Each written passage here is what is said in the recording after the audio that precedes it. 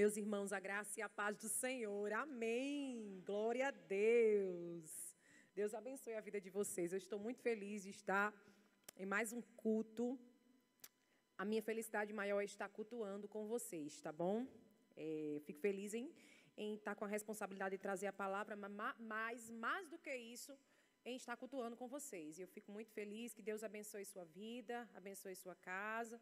Você que veio nesta noite para ouvir a voz do Senhor, para receber algo de Deus. Eu tenho certeza que o céu tem algo para falar conosco, tá bom? Quero deixar registrada a minha gratidão ao pastor Rafael, pastor Francisco, que são nossos amigos, né? Para a glória de Deus, e a Devec Campinas já é nossa casa. Vim com meu esposo, pastor Wesley, e é sempre uma alegria para nós estarmos aqui com vocês. É uma bênção de Deus, e eu só engrandeço a Deus por isso, por estar em mais uma oportunidade, tá bom? A cantora Maurizélia, que está aqui também, estava comigo no primeiro culto, juntamente com a família, as filhinhas, o esposo, a Mazã. Deus abençoe. E junto com a cantora Maurizélia, a missionária Júnia, que eu não conheci, mas agora eu pedi para alguém perguntar discretamente. Pergunte-se a ela, que pastor Wesley disse: você viu que era a missionária Júnia? Eu disse: vi não. Aí depois eu disse: você tem certeza? Ele disse: eu acho. Eu digo: meu amigo, vai que eu diga que é e não é, não é?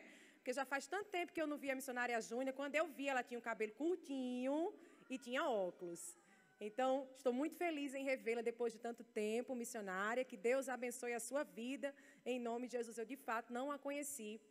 E o céu é testemunha disso, tá bom? Mas fico muito feliz em reencontrá-la aqui nessa casa, em nome de Jesus. E a todos os irmãos, obreiros, que cooperam conosco, sempre que a gente está aqui, nos recebe com tanto amor e a gente se alegra com isso. É muito bom quando a gente vai para um lugar que a gente é bem recebido, se sente amado, não é, gente? É bom demais.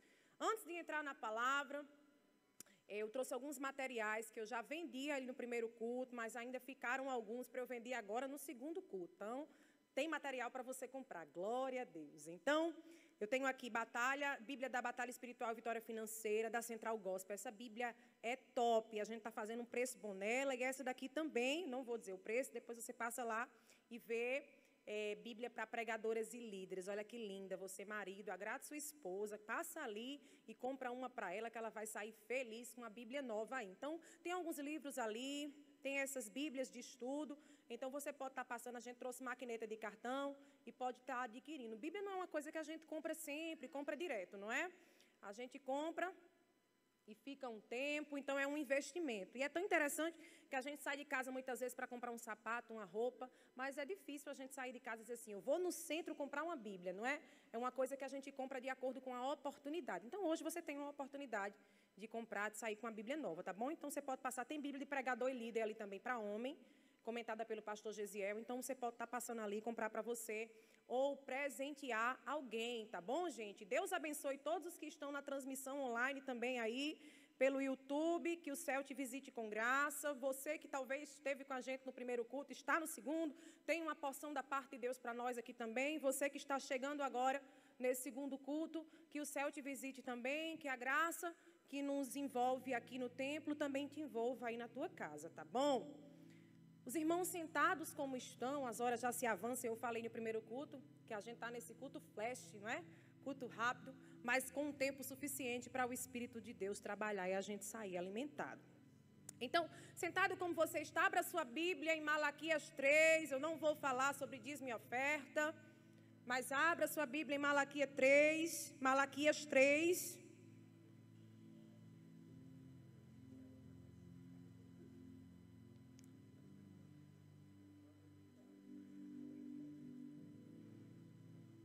Malaquias capítulo 3 é o último livro do Antigo Testamento.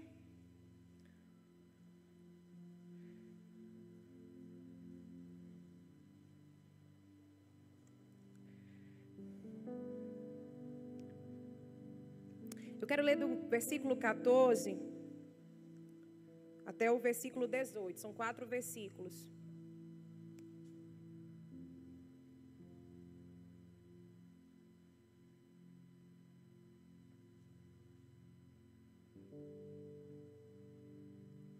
A palavra do Senhor diz em Malaquias, capítulo 3, versículo 14 ao versículo 18.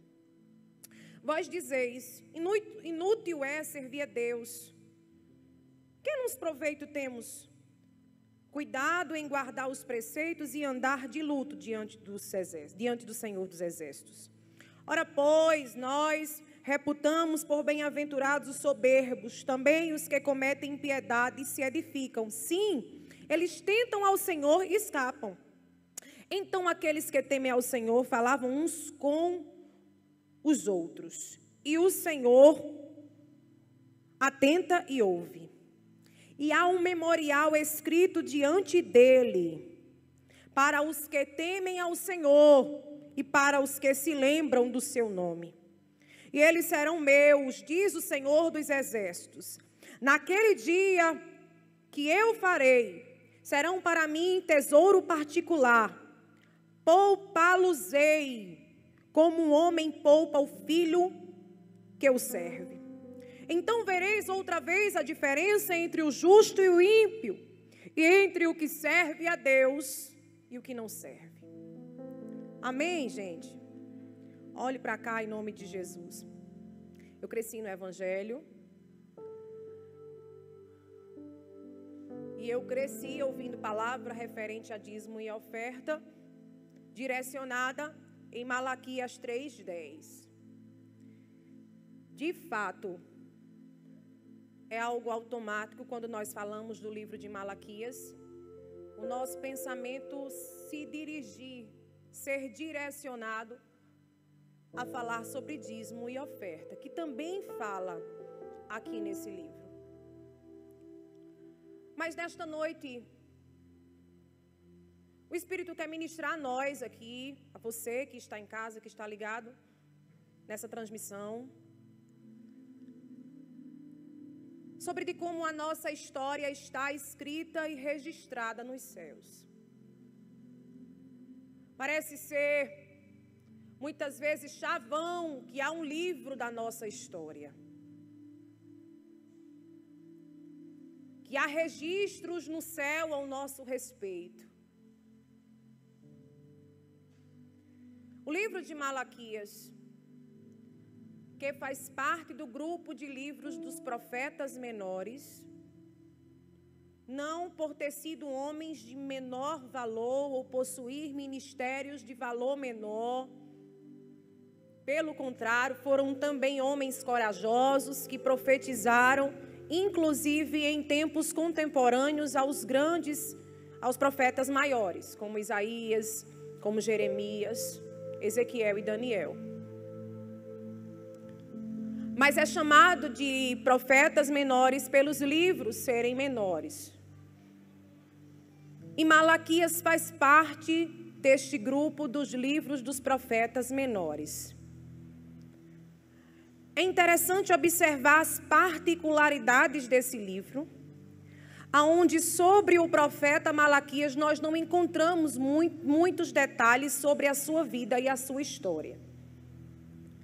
Nós não conseguimos nos ater a tantos detalhes sobre a vida pessoal do profeta Malaquias. Mas encontramos no livro, que só tem 4 capítulos, a coragem de um homem que também profetizou em um tempo desfavorável. O tempo em que Malaquias profetizou não era somente um tempo de crise, mas um tempo de desonra. Era um tempo onde a desonra estava entranhada no coração do povo. O povo já tinha voltado do cativeiro. O povo, pois, já tinha se estruturado. Mas por algum momento a lei tinha se dispersado no coração do povo e o povo tinha se enveredado pelo caminho da desonra. E agora, um livro que traz tantos questionamentos. É interessante que cada profeta tem as suas particularidades. Cada profeta bíblico, quando nós estudamos os livros, nós enxergamos que cada profeta tinha a sua maneira particular de como Deus usava. Nós enxergamos isso, por exemplo, no livro de Abacuque. O livro de Abacuque foi um livro totalmente diferenciado dos outros profetas, porque traz em 3 capítulos um diálogo particular de Abacuque para com Deus. Mas falando do livro de Malaquias, nós enxergamos um livro que ocorre em uma narrativa de perguntas e respostas. Falando do texto sobre dízimo e oferta, você vai identificar isso quando diz: roubará o homem a Deus, e se pergunta: em que te roubamos? Então o livro de Malaquias traz essa narrativa de perguntas e respostas. É como se a profecia de Malaquias estivesse ali trazendo a resposta das indagações do povo. O tempo em que Malaquias estava profetizando, como já bem falei, era um tempo de desonra. Era um tempo em que a nação estava vivendo momentos de desonra, e não somente a Deus. Havia desonra para com Deus, havia desonra para com o templo, havia desonra dos sacerdotes que estavam abrindo mão dos seus ofícios, e o sacrifício do altar estava sendo negligenciado por conta disso. Havia um nível de desonra dos pais de família, que Malaquias deixa muito bem claro que os homens estavam abrindo mão das mulheres da sua mocidade para estarem, pois, com outras mulheres. Havia um nível de desonra terrível em todas as esferas da sociedade: política, religiosa, familiar. A nação estava uma bagunça. Porque eu preciso lhe dizer que a desonra é uma cadeia. É incoerente imaginar que alguém tem um princípio de honra em alguma coisa na sua vida e desonra em outra. Porque princípio de honra a gente carrega em tudo na nossa vida. Quando a desonra se inclina a algo ou alguma área da nossa vida, automaticamente a desonra encontra espaço para outras áreas. Porque a desonra altera o caráter.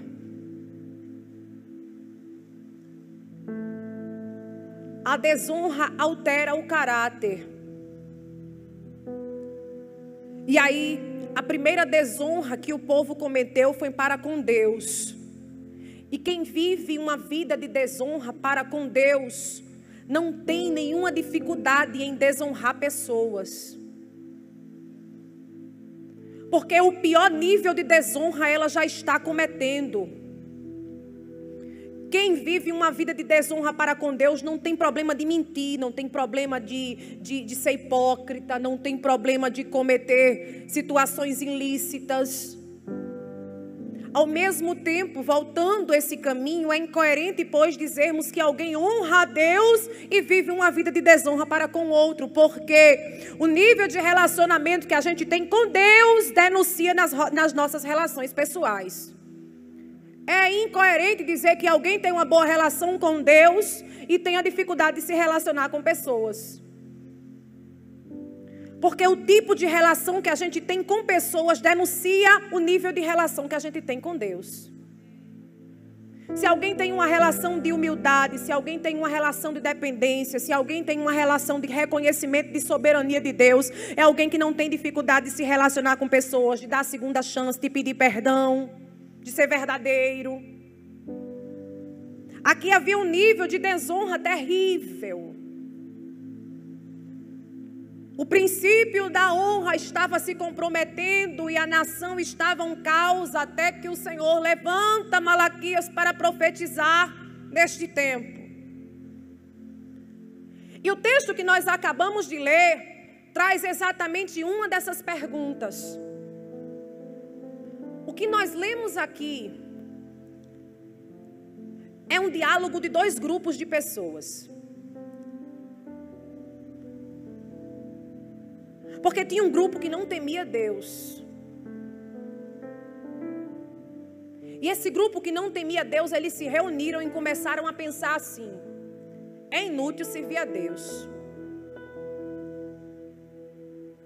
Rapaz, a gente luta tanto e parece que o soberbo é abençoado, que o injusto prospera. Não está dando certo servir a Deus, não. Aí isso nos lembra o Salmo 73, da oração de Asaf, que quase que Asaf se prejudicava. Ele disse: será possível? Parece que o ímpio tem mais saúde, vive melhor, tudo para o ímpio é mais fácil, a vida é melhor. Para quem serve a Deus o negócio é apertado. Eu não estava entendendo nada. Aí Asaf diz: até que eu fui para o templo orar. Até que eu fui orar. Aí quando eu fui orar, eu compreendi que o terreno do ímpio é um terreno escorregadio, cheio de lodo. O que é que Asaf estava querendo dizer? O terreno do ímpio pode até aparentemente ser mais fácil de andar, mas uma hora ele escorrega. Mas o crente não. Ele anda muitas vezes gemendo, chorando. Tem hora que a gente anda mais rápido, tem hora que a gente anda mais devagar. Mas uma coisa eu sei, a gente fica de pé e chega. Então não se preocupe com a velocidade do ímpio. O terreno é escorregadinho, uma hora escorrega. Já viu o ímpio que se desembesta na frente? Crente vai bem devagarzinho, parece que o negócio é mais difícil para o crente. Aí o ímpio se desembesta porque o terreno é escorregadio, lá na frente passa. Mas crente vai devagarzinho, gemendo, chorando, mas uma hora ele vai chegar até o fim. Não se preocupe com a velocidade. Creia que você vai chegar. E aí a conversa de quem não servia ao Senhor era essa: rapaz, é inútil servir a Deus, esse negócio não está valendo a pena não. Eram dois grupos aqui tendo uma conversa. Mas aqui foi muito bem claro que essa conversa de murmuração acontecia por aqueles que não temiam ao Senhor. E que não reconheciam os níveis de desonra. Porque desonra, enquanto não é reconhecida, fica só o questionamento: por que é que eu não prospero? Por que é que não dá certo? Por que é que a vida não anda?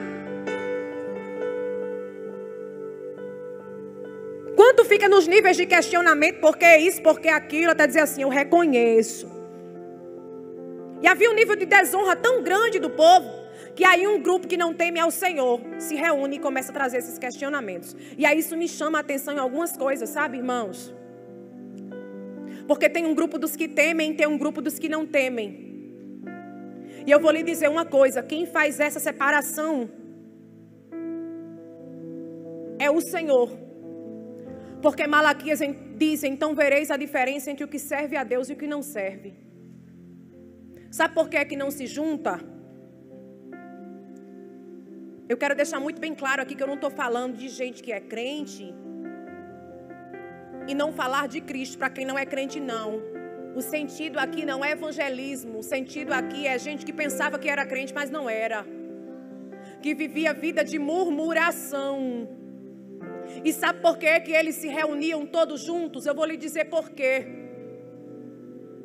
Porque quem temia ao Senhor não tinha espaço nessa conversa. Porque você quer ver destruir conversa de murmurador? É chegar alguém cheio de fé no ambiente. Você quer ver destruir conversa de murmurador? É chegar alguém cheio de graça no ambiente. Os murmuradores se reúnem e começam a falar: será que está valendo a pena servir? Será que está valendo a pena ir para a igreja? Será que está valendo a pena ser crente? E aí chega alguém cheio da graça no meio da conversa e diz: eu quero saber, é que doendo, é que gemendo e chorando eu sou crente, eu vou para a igreja, eu sirvo a Jesus, eu amo ser crente. Aí destrói a conversa. São grupos que não se encontram. E lhe digo uma coisa: são grupos que não valem. É o tipo de grupo que não vale nem a pena fazer parte. Sabe por quê? Porque murmuração é contagiante.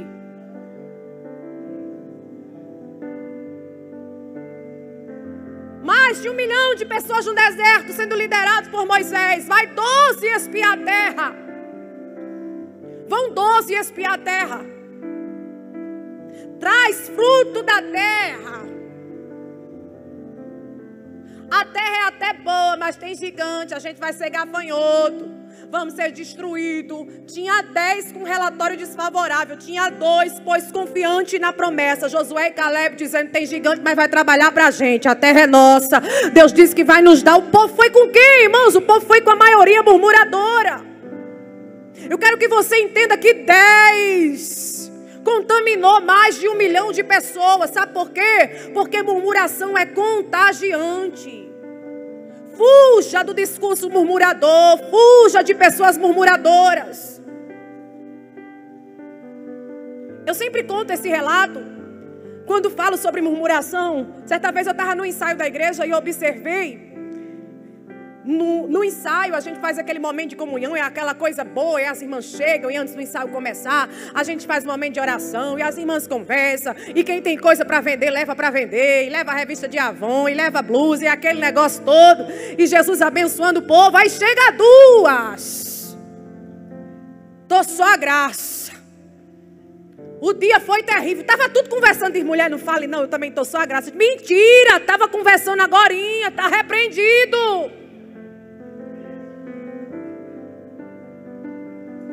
Olha, eu saí de casa, só Jesus. Outra mulher, não fale não, que eu não quero nem lembrar. Eu disse, mentira, você saiu de casa, estava tudo em ordem. Deus deixou a sua casa em ordem. Não se contamine pelo discurso murmurador. Não se misture com o discurso murmurador. Em nome de Jesus, repreenda o espírito murmurador da sua alma e reconheça os feitos do Senhor.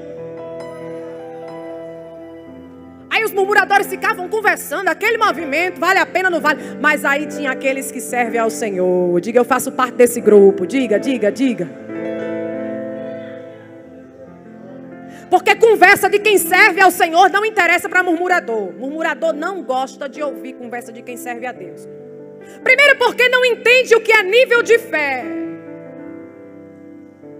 E conversa de gente que tem fé chata para quem é incrédulo. Quem é incrédulo não se interessa para a conversa de gente com fé. E quer que eu lhe diga uma coisa? Tem experiências de fé e milagre que nem vale a pena a gente dividir para algumas pessoas. É desgaste, é perca de tempo, é pérola aos porcos. E o texto diz muito bem claro que aqueles que serviam ao Senhor conversavam entre si. Mas tem um detalhe: o Senhor os ouvia. O texto não diz que os murmuradores eram ouvidos. Porque céu fica de bronze para quem murmura. Céu fica de bronze para quem murmura. O texto traz referência de oração e conversa sendo ouvida, feita e realizada por aqueles que servem ao Senhor. Eles conversavam uns com os outros. Sabe por quê? Porque murmurador não tem privilégio de conversar com quem serve a Deus. Porque quem serve a Deus verdadeiramente, se o murmurador lança uma dificuldade, o crente lança uma proposta de fé. Ah, é porque está difícil, mas Jesus está no controle. É porque o negócio vai piorar, não importa se vai piorar, o Senhor está comigo. Ah, é porque as coisas vão apertar e o Senhor me faz andar com os meus pés como os da corça. Ele me faz andar por lugares altos. O texto diz que eles conversavam entre si, o Senhor os ouvia. Sabe o que é que me faz entender? É que o Senhor é testemunha das nossas conversas. Porque o texto diz, eles conversavam entre si. Você já teve aquela experiência de conversar sobre as coisas do céu com alguém e Jesus te surpreender com vitória?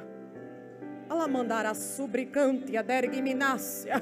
Você já teve aquela experiência de contar assim para alguém: rapaz, eu tenho tanta vontade de fazer isso, mas se Jesus me der amém, se Ele não me der amém do mesmo jeito, passa 2, 3 dias, a vitória chega, você liga para aquele santo que estava com você e diz: rapaz, não é que o céu estava ouvindo aquela conversa? E que me nibiação eu criar.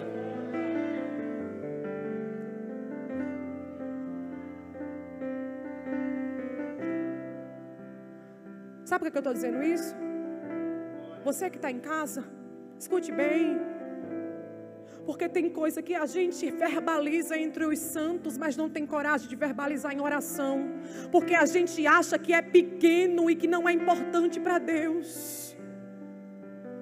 A gente fala com algumas pessoas e diz: eu tenho tanta vontade de ter isso, se Deus me der isso, mas nunca apresentou isso em oração, que diz assim: eu não vou apresentar isso a Deus.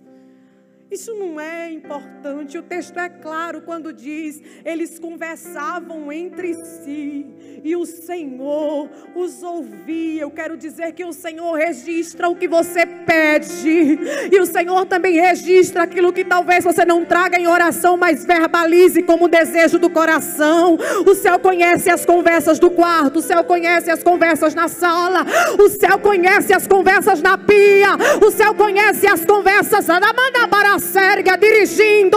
O céu conhece as conversas pela madrugada. O céu conhece as conversas quando você deita e antes de dormir coloca a cabeça no travesseiro e conta uma história. Ele conhece as conversas.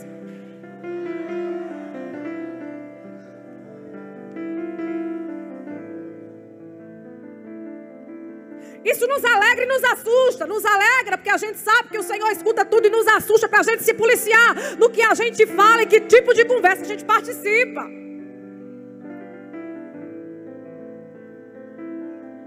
Mas eles conversavam entre si. E alguém que me conhece, alguém de uma estima muito grande do nosso coração, da nossa família, um apartamento tão bom, e eu olhei e disse assim: fulana, quando eu for comprar outro apartamento, outro imóvel, eu quero um assim, igual o teu. Não foi inveja não, viu, irmão? Sangue de Cristo. Foi porque me atendia a necessidade e eu estava dividindo isso com alguém que eu sei que entendia. Eu disse: mulher, quando eu quiser eu quero assim, igual o teu. Ela disse: missionária, é ótimo. Foi só uma conversa. Diga comigo, foi só uma conversa. Isso foi no sábado. Eu fui pregar segunda-feira em um ciclo de oração. Uma irmã se levantou e disse: vi quando tu estava naquele apartamento e disseste: Deus, eu quero o meu assim. Eu anotei o que tu disseste. Alguém tem dúvida que Deus escuta a conversa de crente? Alguém tem alguma dúvida que tem? Não. Tem alguém que levanta a mão e adora?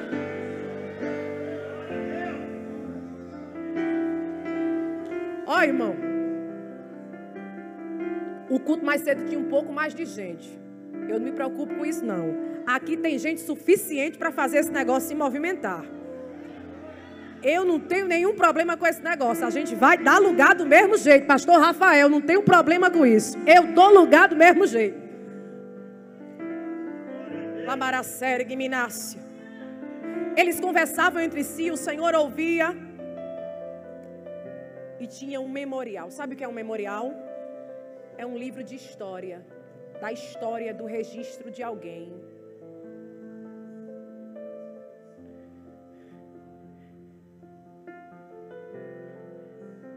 Isso traz um gozo do céu na minha alma. De entender que nas regiões celestiais tem um livro com a história de Rebeca.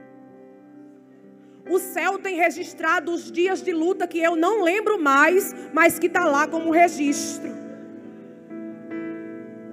Tem um livro na eternidade com a sua história desde a sua concepção. E está lá. Mas eu quero lhe dizer uma coisa: memorial, registro não é para qualquer um não. E a gente tem costume de dizer assim: Deus está escrevendo sua história. A gente tem costume de dizer isso para todo mundo. Deus escreve a história e só tem memorial aquele que serve ao Senhor. O texto é claro que o memorial acontece para aqueles que o serviam. Mas isso alegra a minha alma. Porque tem dias que eu não lembro, mas eu pensei que ia morrer.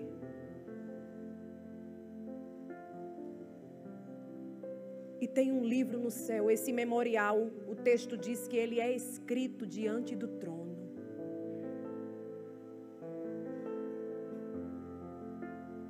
Diante do trono tem alguém escrevendo. 14 de abril de 2021. O dia pode ter começado até difícil, mas ela perseverou e de noite foi para a igreja. Alamandore que medio serimidia cantoramandi aramanaya. No meu memorial está escrito lá, no dia 17 de junho de 2012, está lá escrito, ela teve um choque anafilático na Unimed, ela ia morrendo, foi uma correria muito grande, precisaram aplicar medicação de última hora, mas o céu mandou a morte recuar, o céu mandou a morte retroceder, o céu disse: recue, eu sou vida para ela e eu estou aqui. E no livro está registrado. Tem mais algum registro de alguém aqui? Tem. No dia que você disse, podia até ter morrido, podia até ter parado, mas o céu registrou. No final do dia acabou tudo bem. No final do dia acabou tudo bem. Decamanabaracérgia Alamanarabasúbria. Ei, remédio, Sérgia. No céu tem um registro de cada lágrima. No céu do céu tem um registro de cada dor. No céu tem um registro dos jejuns que eu não lembro. Amandarabassúbria. No céu tem um registro de cada livramento, de cada oração em secreto. Decamante, Sérgia. Eu estou caminhando para o fim. Eu quero lhe trazer algumas verdades sobre este livro.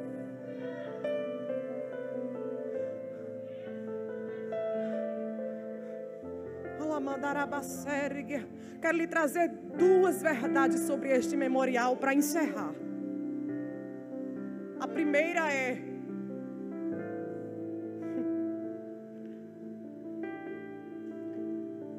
eu vou dar um exemplo. Machado de Assis é um homem que tem mais de 100 obras publicadas.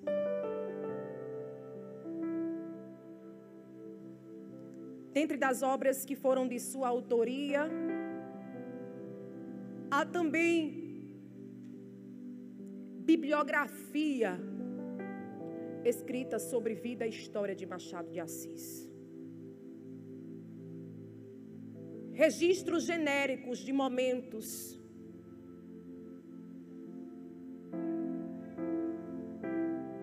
Porque não tem como acontecer um registro diário da vida de ninguém. Desde a concepção, não tem como alguém escrever essa história.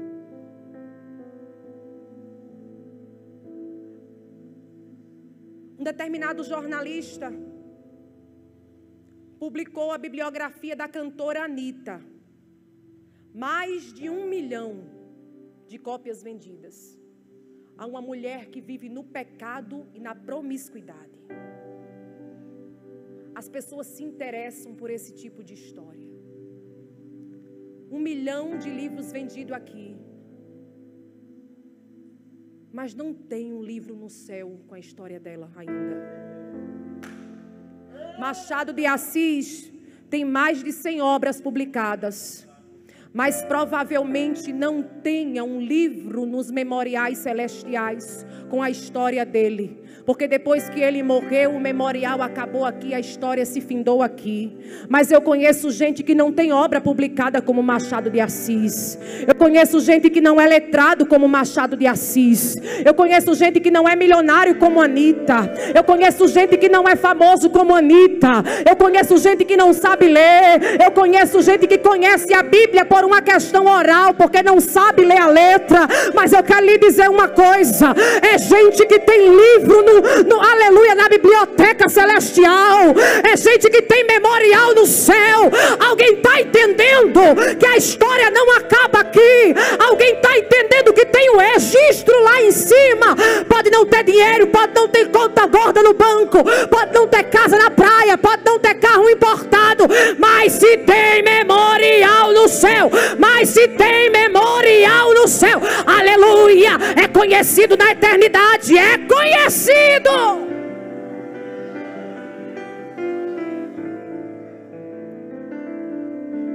A segunda verdade que eu quero lhe dizer para encerrar: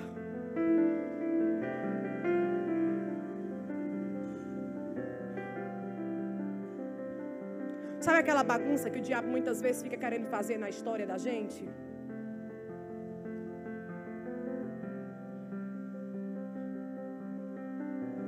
Você já viu rascunho valer alguma coisa? Rascunho nunca foi documento oficial. O diabo faz rascunho, sabe por quê? Porque no lugar que o livro está, ele não entra. Eu vou repetir para ver se alguém entendeu.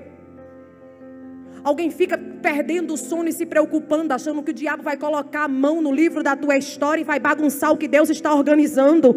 Eu quero lhe dizer que tudo que o diabo faz é rascunho. Rascunho não tem valor, porque o lugar que o seu livro está, o adversário não entra nas regiões celestiais. Ele já foi expulso de lá. E quem vai entrar lá somos nós. O lugar que está preparado lá é para nós. Livro da história da nossa vida.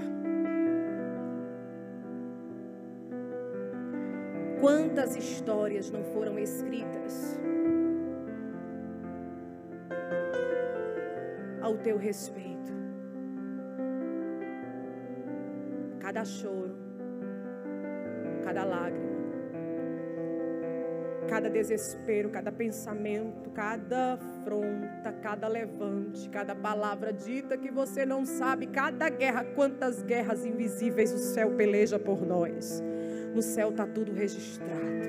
Eu quero lhe dizer que tem um livro, tem um memorial com o seu nome, com a sua história nas regiões celestiais. Você pode ficar de pé nessa noite, eu quero orar por você.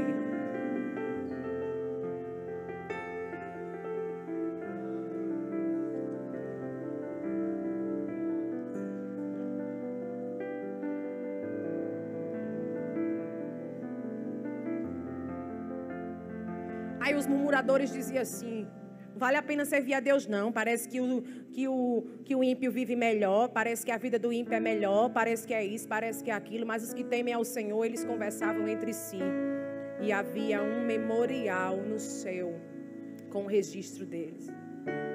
E o diabo pode lançar nas nossas mentes muitas vezes: o que é que tu tem? O que é que você tem? O que é que tu construiu até aqui? Eu tenho o que você tinha e foi expulso e rasgado e não tem mais.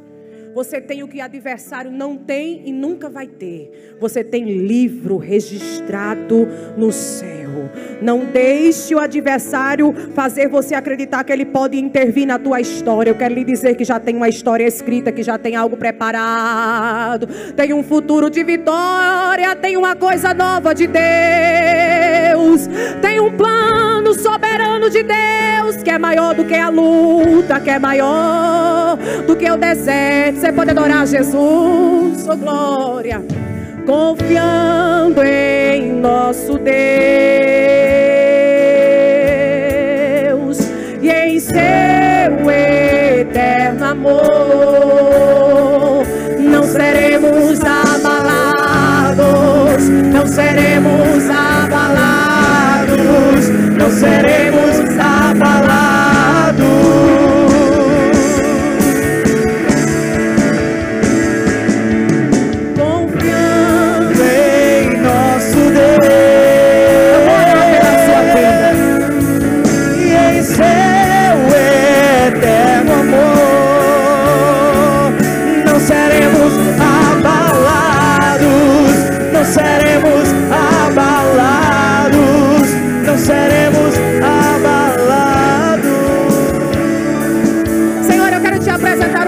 Eu quero te apresentar a tua igreja. A nossa história está nas tuas mãos.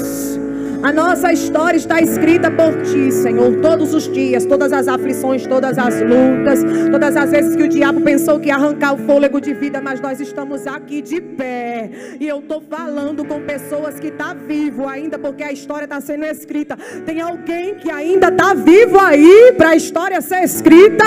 Tem gente viva aí na Devec Campina. Quem está vivo adora. Quem está vivo dá sinal aí que tem fôlego, que a história ainda continua. Aleluia, glorifica aí, aleluia, para no final desse dia 14, que não volta mais, 14 de abril de 2021, fica registrado, o dia terminou com esse crente dizendo: eu estou vivo, eu estou vivo, eu estou vivo.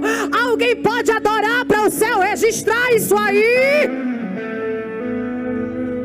Abençoa o teu povo, Jesus. Nós te louvamos porque a nossa história está escrita por ti. E te glorificamos. E você que concorda, aplauda Jesus nessa noite.